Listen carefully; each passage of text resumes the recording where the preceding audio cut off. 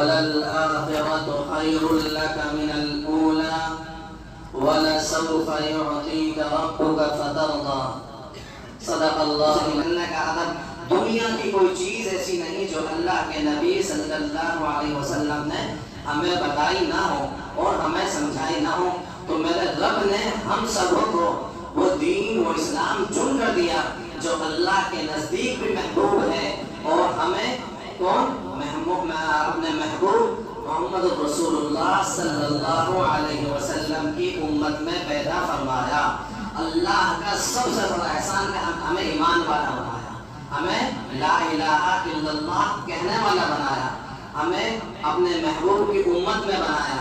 عزیزان گرامی، تاجدار نبی صلی اللہ علیہ وسلم اللہ کے تمام انبیاء علیہ السلام تمام انبیاء جتنے بھی آئے سب سے محبوب نبی، سب سے محبوب رسول، اور اللہ نے اس دنیا کو جو بنایا ہے وہ اپنے محبوب کے صدقے سے بنایا ہے۔ آج آپ اور ہم جو سانس لے رہے ہیں، جو نعمتیں کھا رہے ہیں، جو برکتیں ہیں، لفظ اللہ کا محتاج ہے کہ اللہ کی مرضی کے بغیر یہ زبان اڑ نہیں سکتی، اللہ کی مرضی کے بغیر ہم دیکھ نہیں سکتے، اللہ کی مرضی کے بغیر ہمارا دل دھڑک نہیں سکتا، اللہ کی مرضی کے بغیر ہم کھا نہیں سکتے، اگر ہم نے کھا لیا اللہ کی مرضی کے بغیر ہم ہضم نہیں کر سکتے۔ عزیزان گرامی، تو تکبر کس چیز کا ہے؟ تکبر کس چیز کا ہے؟ حسد کس چیز کا ہے؟ عزیزان گرامی، اللہ کی پکڑ سے بچو، اللہ کی پکڑ سے بچو۔ عزیزان گرامی، تاجدار مدینہ سرکار دو عالم صلی اللہ علیہ وسلم نے جو طریقہ ہمیں دیا ہے دنیا میں اس سے بہترین طریقہ نہیں ہے۔ اگر ہم اس طریقے کو پکڑ کر چلیں گے تو اللہ دنیا میں بھلا ہی بھلائی، خیر ہی خیر عطا فرمائیں گے، برکتوں کا نزول ہوگا۔ یاد رکھو، موسم کا بن جانا، بے موسم بارشوں کا ہونا اور موسم کے حالات کا بگڑ جانا، برکتوں کا اڑ جانا، یہ صرف اور صرف ایمان والوں کے ساتھ میں خاص ہے۔ آپ بھی سوچتے ہیں کہ بادشاہ کے بدلنے سے حالات بدل جائیں گے، ملک کے نہیں بدلیں گے۔ عزیزان گرامی، حالات بدلیں گے مسلمانوں کے اعمال کے بدلنے سے، حالات بدلیں گے مسلمانوں کے اعمال کے بدلنے سے، مگر آج کا مسلمان جو ہے، آج کا مسلمان سدھرنے کی کوشش ہی نہیں کرتا۔ عزیزان گرامی، ہمیں اللہ نے وہ نبی چن کر دیا اور ہمیں اس امت کے اندر اتارا یہ جس کے بارے میں میرا اللہ قرآن کریم کے اندر فرماتا ہے وقتها، کہ آپ کے روشن چہرے کی قسم، جس کے چہرے کی قسم اللہ کھالے، عزیزان گرامی وہ اللہ کے نزدیک کتنا محبوب ہوگا، وہ اللہ کے نزدیک کتنا محبوب ہوگا۔ آگے اللہ نے فرمایا ہے واللیل اذا سجا، آپ کی سیاہ زلفوں کی قسم، اس کی قسم تاجدار مدینہ سرکار دو عالم صلی اللہ علیہ وسلم کی زلفوں کی قسم کھا رہا ہے۔ کیا کہ کیوں؟ اللہ کو قسم کھانے کی ضرورت نہیں ہے، اللہ کو کسی کو بتانے کی ضرورت نہیں ہے، اللہ تو اللہ ہے، وہ اپنی وحدانیت میں وحدہ لا شریک ہے، مگر یہ اہمیت دلانے کے لیے، آپ کو بتانے کے لیے ما ودعک ربک وما قلی، اے میرے محبوب صلی اللہ علیہ وسلم، ہم نے آپ سے منہ نہیں موڑا، نہ آپ کچھ چھوڑا ہے، وَلَلْآخِرَةُ خَيْرٌ لَكَ مِنَ الْأُولَى، آپ کا جو آنے والا وقت ہے وہ کل کے وقت سے زیادہ بہتر ہے۔ عزیزان گرامی، تاجدار مدینہ سرکار دو عالم صلی اللہ علیہ وسلم دنیا میں تشریف لائے، آپ کا بچپن سے بہتر آپ کی جوانی ہے، اور جب آپ جوان ہوئے اور 40 سال کی عمر کو پہنچے تو اللہ تبارک و تعالی نے آپ کو اپنا نبی بنایا۔ اور عزیزان گرامی، جو اللہ کے نبی صلی اللہ علیہ وسلم غار حرا کے اندر جا کر عبادت کرتے تھے، وہ بھی سب سے بہتر وقت تھا، مگر سب سے بہتر وقت کون سا تھا؟ اس سے بہتر وقت وہ تھا جب اللہ نے وحی کو نازل فرمایا، آپ کو اپنا نبی بنایا، اور اقرأ باسم ربک الذی خلق، اللہ نے سب سے پہلے قرآن کریم کی آیت نازل فرمائی۔ تو عزیزان گرامی، اللہ جو ہے اپنے محبوب تاجدار مدینہ سرکار دو عالم صلی اللہ علیہ وسلم کو یہ کہہ رہا ہے کہ آپ کا جو آنے والا کل ہے وہ گزرے ہوئے کل سے زیادہ بہتر ہوگا۔ اب آپ کی زندگی مکہ سب سے بہترین شہر، آپ کی زندگی سب سے بہترین، مگر جب مکہ سے ہجرت کرنے گئے تو اللہ تبارک و تعالیٰ یہ کہنا چاہتا ہے کہ اے محبوب صلی اللہ علیہ وسلم، مکہ بہتر تھا آپ کے لیے، یہاں جو وقت گزارا وہ بہتر تھا، مگر اس سے بہتر تو عزیزان گرامی، اللہ نے وہ محبوب جس کو اللہ قرآن کریم کے اندر تسلی دیتا ہو، عزیزان گرامی وہ محبوب ہمیں چن کر دیا ہے، وہ نبی ہمیں چن کر دیا ہے۔ آگے میرا اللہ فرماتا ہے وَلَسَوْفَ يُعْطِيكَ رَبُّكَ فَتَرْضَىٰ، اے میرے محبوب صلی اللہ علیہ وسلم، میں آپ کو اتنا دوں گا کہ آپ راضی ہو جائیں گے۔ عزیزان گرامی، حضرت آدم علیہ السلام جب اللہ نے جنت میں سے نکال کر دنیا میں بھیجا، وہ اللہ کی رضا کی تلاش میں رہے، وہ اللہ کی رضا کی تلاش میں رہے، اور کیا کہتے رہے؟ ربنا ظلمنا انفسنا وان لم تغفر لنا وترحمنا لنكونن من الخاسرین۔ کون؟ حضرت آدم علیہ السلام کس کی تلاش میں؟ اللہ کی رضا کی تلاش میں۔ حضرت ابراہیم علیہ السلام اپنے بیوی بچوں کو جنگل میں چھوڑ کر کیوں گئے؟ اپنے رب کی رضا کے لیے گئے۔ عزیزان گرامی، اپنے بچوں کو حضرت اسماعیل علیہ السلام کو ذبح کیا تو کس لیے کیا؟ اب اللہ کی رضا حاصل کرنے کے لیے۔ عزیزان گرامی، حضرت نوح علیہ السلام چھوڑ کر گئے اور طوفان نوح میں جب پھنس گئے، کس کی رضا کے لیے؟ اپنے اللہ کی رضا کے لیے۔ حضرت یونس علیہ السلام جب مچھلی کے پیٹ میں گئے اور وہاں اللہ کا ذکر کیا، اللہ کو یاد کیا، کس کی رضا کے لیے؟ اللہ کی رضا پانے کے لیے۔ حضرت موسیٰ علیہ السلام کوہ طور پر گئے، کس کی رضا کے لیے؟ اللہ کی رضا حاصل کرنے کے لیے۔ اور یہاں میرا رب یہ کہہ رہا ہے کہ میرے محبوب، ہم آپ کو اتنا دیں گے کہ آپ کو راضی کر دیں گے۔ سمجھ میں آیا؟ سمجھ میں آیا؟ ہونا تو یہ چاہیے تھا کہ ہم سے راضی ہیں۔ اللہ یہ کہہ رہا کہ میرے محبوب صلی اللہ علیہ وسلم ہم سے راضی ہیں، ہم آپ کو اتنا دیں گے کہ آپ راضی ہو جائیں گے۔ عزیزان گرامی، یہ زندگی ہے۔ تاجدار مدینہ سرکار دو عالم صلی اللہ علیہ وسلم کو اللہ نے جو مقام دیا تھا وہ کسی نبی کو نہیں دیا۔ اللہ تبارک و تعالیٰ نے اپنے محبوب بنایا اور اپنے محبوب کے صدقے سے ہم سبوں کو دنیا میں پیدا کیا۔ ہمارے آنے کا مقصد کیا ہے؟ کھانا، کمانا، رہنا، لوگوں کی برائیاں کرنا، لوگوں کا مال مارنا، لوگوں پر ظلم کرنا، اپنے چھوٹوں پر ظلم کرنا، لوگوں کو ستانا، یہ ہمارا کام ہے، یہ مسلمانوں کا کام ہے۔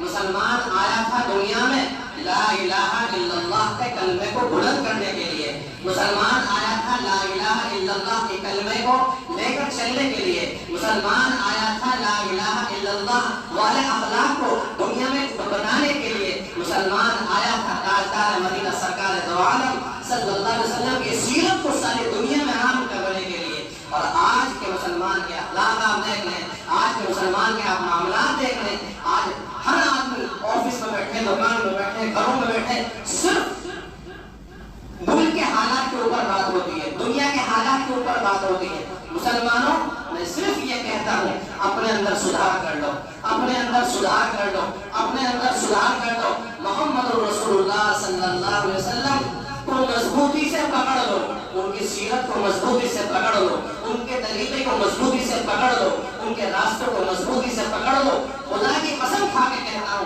اللہ پوری دنیا کے حالات کو بدل کر رکھ دے گا۔ آج دنیا کے اندر مسلمان جتنا تبلیغ کا کام، جتنا قرآن کریم کو پھیلانے کا کام، جتنا لا الہ الا اللہ کو کرنے کا کام غیر کر رہے ہیں، پورے یورپ کے اندر جو آج مسلمان ہو رہے ہیں، ان کے ایمان کو دیکھو، ان کے ایمان کو دیکھو، وہ اللہ کے کلمے کو لے کر چل رہے ہیں، لوگوں میں عام کر رہے ہیں، اپنے اخلاق ویسے بنا رہے ہیں جیسے تاجدار مدینہ سرکار دو عالم صلی اللہ علیہ وسلم لے کر آئے تھے۔ آپ نے جو اخلاق بتائے تھے، آج ان کی تبلیغ کو دیکھ کر، ان کی دعوت کو دیکھ کر لوگ کلمہ پڑھ رہے ہیں۔ اور آج کے حالات یہ ہیں کہ ہم غیروں کو تو کیا تعلیم دیں گے، ہم کسی ایک مسلمان بھائی کو بھی کلمے کی صحیح تعلیم نہیں دے سکتے۔ یہ ہمارے معاملات ہیں، یہ ہمارے اخلاق ہیں۔ عزیزان گرامی، مسلمانوں کو شرم آنی چاہیے۔ اللہ کو کسی کے ثواب کی ضرورت نہیں ہے، اللہ کو کسی کی عبادت کی ضرورت نہیں ہے۔ یاد رکھنا، اللہ تبارک و تعالیٰ اپنی دین کی خدمت کسی سے بھی لے سکتا ہے، اللہ تبارک و تعالیٰ اپنی دین کی خدمت کسی سے بھی لے سکتا ہے۔ حالات آج ایشیا ممالک کے حالات کتنے خراب ہیں، دین کے معاملے میں اتنے خراب ہیں، کہیں ایسا نہ ہو پہلے دین جو پوری دنیا میں جو پھیلا ہے وہ مدینہ منورہ سے پھیلا ہے، اس کے بعد دین جو پھیلا ہے 400، 500 بڑی پہلے جو دین پھیلا ہے وہ سمرقند کے علاقوں سے پھیلا ہے. اس کے بعد اللہ نے ان 200 سال کے اندر 300 سال کے اندر جو دین کی خدمت پوری دنیا میں ہندوستان کے علماء سے لی ہے شاید ہی کہیں سے لی ہو. مگر عزیزان گرامی جس جگہ لوگ قرآن کریم کا ادب کرنا چھوڑ دیں, دین کا احترام کرنا چھوڑ دیں, محمد رسول اللہ کی صلی اللہ علیہ وسلم کی سنتوں کو ترک کر دیں, یاد رکھو اللہ تبارک و تعالیٰ دین کو وہاں سے لے کے چلے جاتے ہیں. اللہ ہمارے اور ہماری نسلوں کے ایمان کی حفاظت فرماتے ہیں. تو عزیزان گرامی ہمیں اللہ نے کون نبی چن کر دیا جس کو اللہ یہ کہتا ہے وَلَسَوْفَ يُعْطِيكَ رَبُّكَ فَتَرْضَىٰ وَلَسَوْفَ يُعْطِيكَ رَبُّكَ فَتَرْضَىٰ کہ ہم آپ کو اتنا دیں گے کہ ہم آپ کو راضی کر دیں گے. اللہ کے نبی صلی اللہ علیہ وسلم نے فرمایا میں قیامت تک نہیں مانوں گا, جب قیامت کا وقت ہوگا اللہ کا دربار ہوگا, نفس نفسی کا عالم ہوگا, حضرت ابراہیم علیہ السلام یہ کہیں گے اے اللہ میں اپنے باپ کا بھی سوال نہیں کرتا. حضرت عیسیٰ علیہ السلام کہیں گے اے اللہ میں اپنی ماں مریم کا بھی سوال نہیں کرتا. جب آواز آئے گی پورے علاقے کے پورے میدان کے اندر آواز گونجے گی یا رب امتی یا رب امتی یا رب امتی, کہ میں اپنے رب سے تب مانگوں گا, میں اپنے رب سے تب مانگوں گا اور اتنا مانگوں گا جب تک جنت میں داخل نہیں ہوں گا, جب تک میرا ایک امتی جنت میں داخل نہ ہو جائے. سبحان اللہ, الحمدللہ, اللہ اکبر کہنے سے کام نہیں چلے گا, زندگی میں عمل کرنا پڑے گا, زندگی میں عمل کرنا پڑے گا. عزیزان گرامی تاجدار مدینہ سرکار دو عالم صلی اللہ علیہ وسلم کی خدمت میں ہمارے اعمال جب جاتے ہوں گے تو دنیا میں اتنا رو کر گئے ہیں, خدا کی قسم ہمارے معاملات, ہمارے اخلاق, ہمارے اعمال ایسے ہیں اگر اللہ چاہتا ایک وقت میں زمین کو گھاڑ کر ہم سب کو برباد کر دیتا. مگر قربان جاؤ اس نبی پر جس کے آنسوؤں کی برکت سے اللہ نے ہمیں روکا ہوا ہے, جس کی آنسوؤں کی برکت سے اللہ نے ہمیں روکا ہوا ہے. اللہ کے نبی صلی اللہ علیہ وسلم کو رونے کی کیا ضرورت تھی؟ اللہ کے تو نبی تو معصوم تھے, آپ تو معصوم تھے, آپ سے کوئی خطا نہیں ہوئی, آپ سے کوئی غلطی نہیں, کس کے لیے ہوئی؟ آپ کے اور میرے لیے رو کر گئے, آپ کے اور میرے لیے رو کر گئے. لوگوں اپنی زندگی کے اندر سدھار پیدا کرو. خدا کے وقت قسم کھاتا ہوں آنے والا وقت بہت برا ہے, آنے والا وقت بہت برا ہے. اگر ہم نے اپنی زندگی کا سدھار نہیں کیا, قیامت تو آنی ہے, قیامت آ کے رہے گی. لوگ کلپ بھیجتے رہتے ہیں کہ 4 سال میں قیامت آ جائے گی, 3 سال میں قیامت آ جائے گی. 4 دن پہلے میرے پاس ایک کلپ آئی کہ 4 دن کے اندر 4 سال کے اندر 5 سال کے اندر حالات اندر قیامت آ جائے گی. دیکھو قیامت کا صحیح وقت صرف اللہ کو معلوم ہے, قیامت کا صحیح وقت اللہ کو معلوم ہے. تاجدار مدینہ سرکار دو عالم صلی اللہ علیہ وسلم نے جو نشان فرمایا صرف آپ نے نشانی بتائی, آپ نے قیامت کا صحیح وقت نہیں بتایا. وہ وقت تو صرف اللہ کو معلوم ہے. وہ وقت اگر ہاں قیامت دور جا سکتی ہے, کیسے؟ ہمارے اعمال کی برکتوں سے. اگر ہم نے اپنے رب کو راضی کیا اور محمد رسول اللہ صلی اللہ علیہ وسلم کی سنتوں پر عمل کیا تو خدا کی قسم ہمارے اعمال کی برکت سے اور پیچھے چلی جائے گی. اللہ تبارک و تعالیٰ اس کو اور پیچھے لے جائیں گے. اگر ہمارے حالات یہی رہے, ہماری زندگی میں مکاری, ہماری زندگی میں جھوٹ اگر اسی طرح رہا, اور آج کا سب سے بڑا ٹرینڈ, آج صبح ایک صاحب بیٹھے تھے, ان سے گفتگو ہو رہی تھی. آج کا مسلمان میں یہ کہتا ہوں 80% آج کے مسلمان اس کام میں مبتلا ہے کہ پروفٹ کے نام سے بیاج کھا رہا ہے, پروفٹ کے نام سے سود کا کاروبار کر رہا ہے. عزیزان گرامی سود کا کاروبار کر رہا ہے. یاد رکھو پروفٹ کے نام سے سود کھانے والوں اللہ کا علل اعلان ہے, وہ اللہ سے اور اللہ کے نبی صلی اللہ علیہ وسلم سے جنگ کے لیے تیار ہے.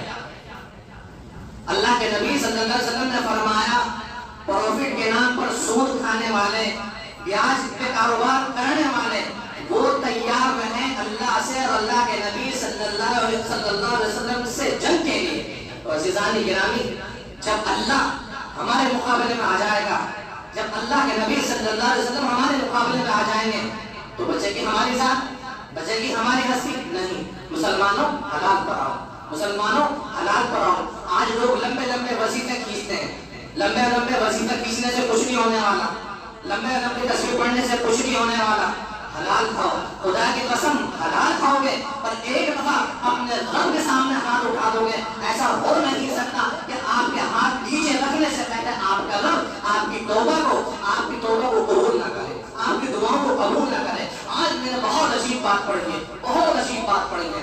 تاجدار مدینہ سرکار دو عالم صلی اللہ علیہ وسلم نے ارشاد فرمایا، پوری دنیا کے اندر اگر ایک ایمان والا سچے دل سے یہ کہتا کہ اللہ مجھے معاف کر دے، اللہ مجھے معاف کر دے، میں ہر گناہ سے توبہ کرتا ہوں، تو خدا کی قسم آپ کا اور میرا رب پورے آسمان کے اوپر چراغا کرتا ہے، روشنی کرتا ہے۔ بہت سے فرشتے پوچھتے ہیں کیا ہوا کہ آج دنیا میں اللہ کے ایک بندے نے اپنے گناہوں سے توبہ کی۔